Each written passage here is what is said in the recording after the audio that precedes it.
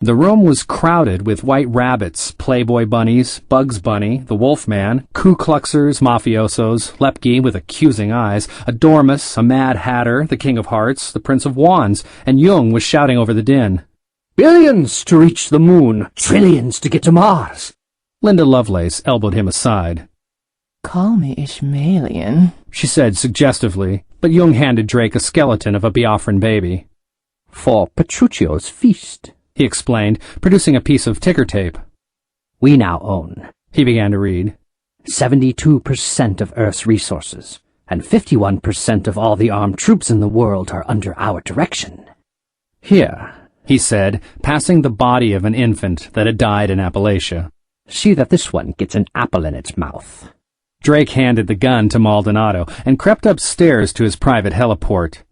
He was escaping in his 747 jet, and below he could see Black Panthers, college kids, starving coal miners, Indians, Viet Cong, Brazilians, an enormous army pillaging his estate.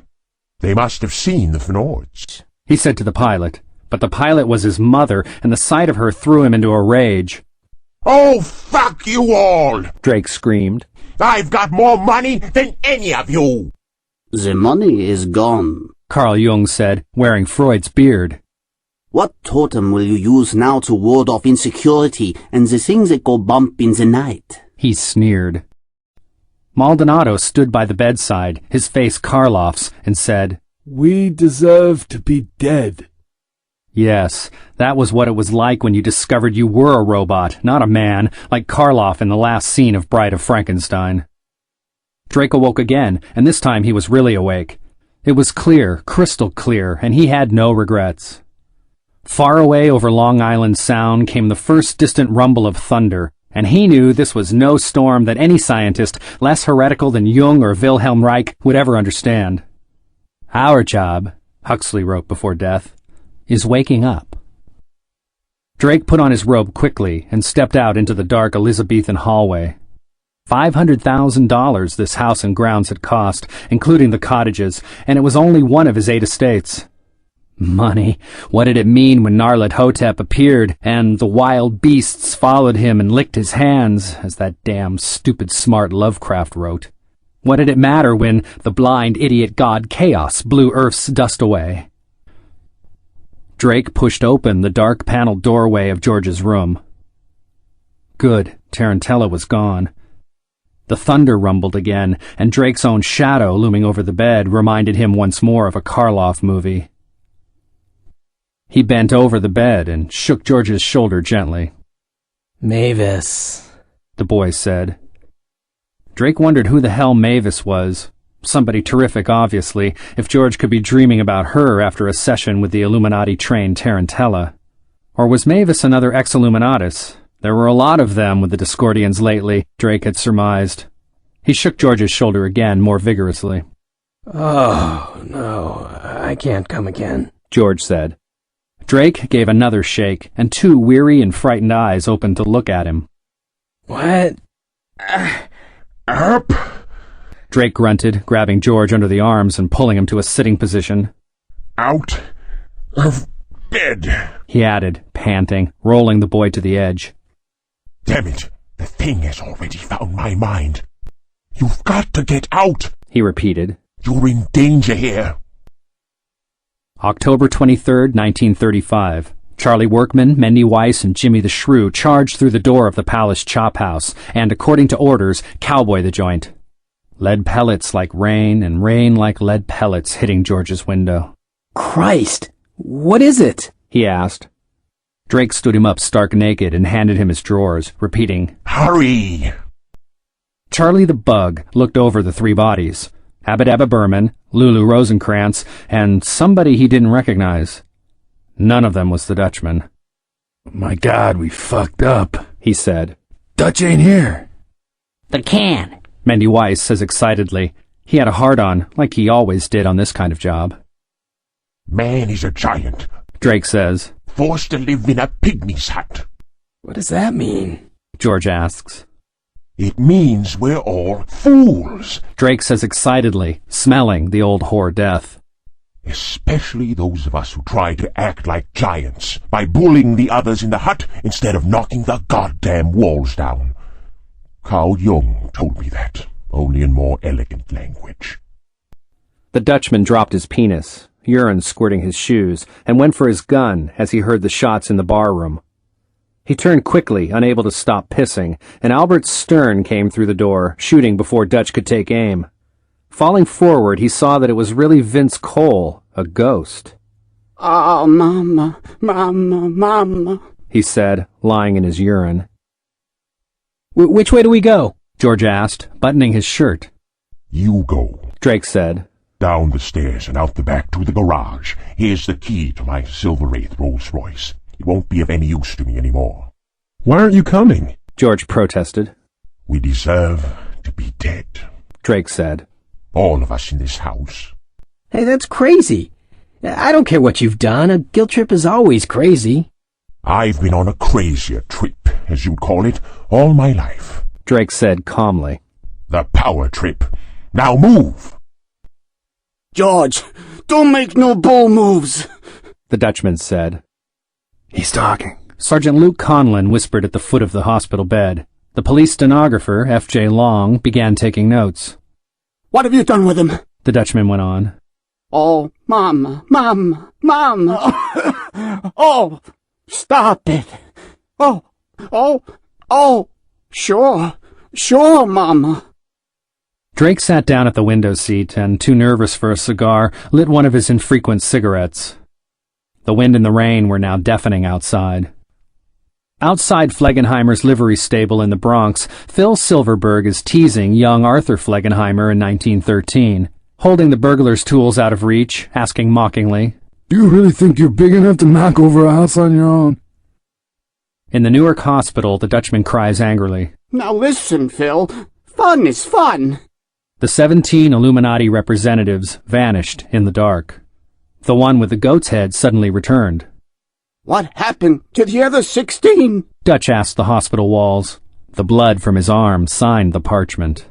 "Oh, he done it. Please." He asked vaguely. Sergeant Conlon looks bemusedly at the stenographer Lang. The lightning seemed dark, and the darkness seemed light. It's taking hold of my mind completely. Drake thought, sitting by the window. The waves covered his vision again. I have to reach him, to unify the forces. No, damn it, that's not my thought. That's his thought.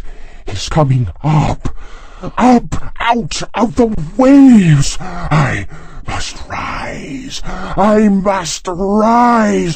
to unify the forces. Dillinger said, You're right, Dutch. Fuck the Illuminati. Fuck the Moff. The justified ancients of Mumu would be glad to have you. The Dutchman looked right into Sergeant Conlon's eyes and asked, "John, please. Oh, did you buy the whole tale? You promised $1 million, sure. Get out. I wish I knew. Please, make it quick. Fast and furious, please. Fast and furious. Please help me get out." I should have gotten out in 42 when I first learned about the camps. I never realized until then that they really meant to do it. And next, Hiroshima. Why did I stay after Hiroshima? It was so obvious. It was just the way Lovecraft wrote. The idiot god Chaos blew Earth's dust away, and back in 35 I knew the secret.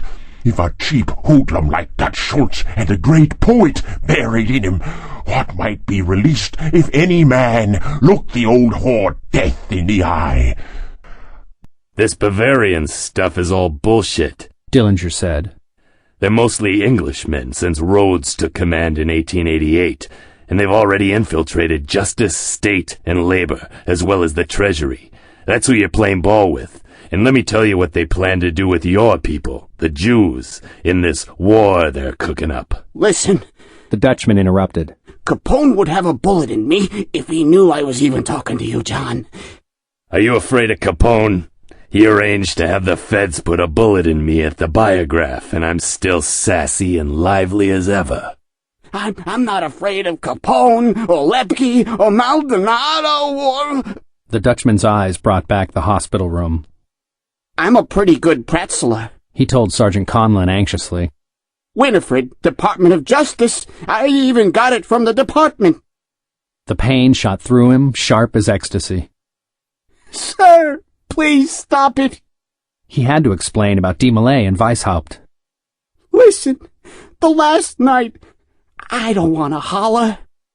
It was so hard with the pulsings of the pain. I don't know, sir. Honestly, I don't. I went to the toilet. I was in the can, and the boy came at me. If we wanted to break the ring... Oh, no, please, I get a month. Come on, Illuminati, cut me off. It was so hard to explain. I had nothing with him, and he was a cowboy in one of the 7 days. Even fight. No business, no hangouts, no friends, nothing. Just what you pick up and what you need. The pain wasn't just the bullet. They were working on his mind, trying to stop him from saying too much. He saw the goat head. Let him harness himself to you and then bother you. They are Englishmen, and they are a type, and I don't know who is best, they or us. So much to say, so little time. He thought of Francie, his wife.